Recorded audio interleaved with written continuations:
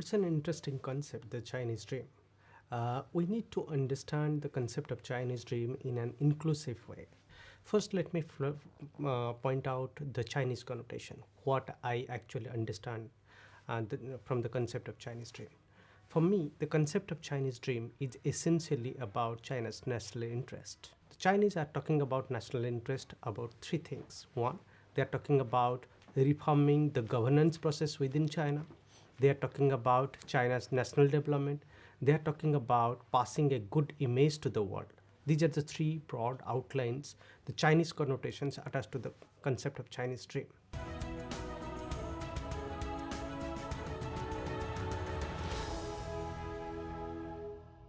In my understanding, what the third plenum has done, it has actually done three things to China's international image. It has talked about China's domestic reforms and governance reforms, and that's the area where the whole world is looking at China, where China is actually reforming.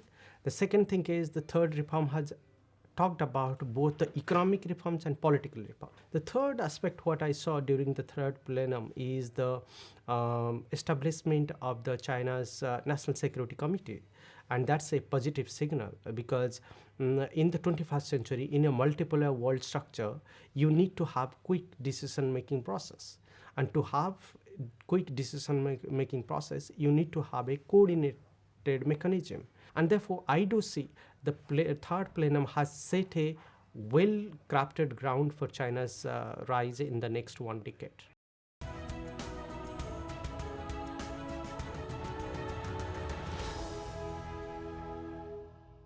The influence of third plenum to the world is really immense and very potent.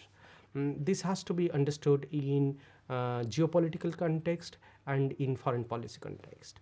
In geopolitical context, I think in the third plenum what we saw is that China is trying to pass a message to the world that when it comes to different resource politics, be it energy resource politics, be it economic development, be it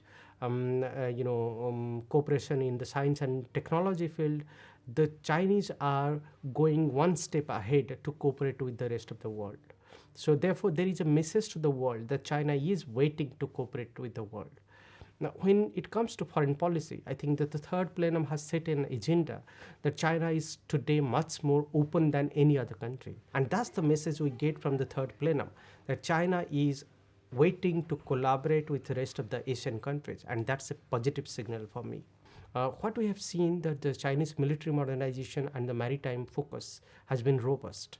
That in the last 10 years, the military modernization process has gone up, and the military expenditure has also equally gone up. That's not a fact to be worried actually. That's a fact to be appreciated because every country has their national development plan. Every country wants to build a strong military facility. So it goes with China.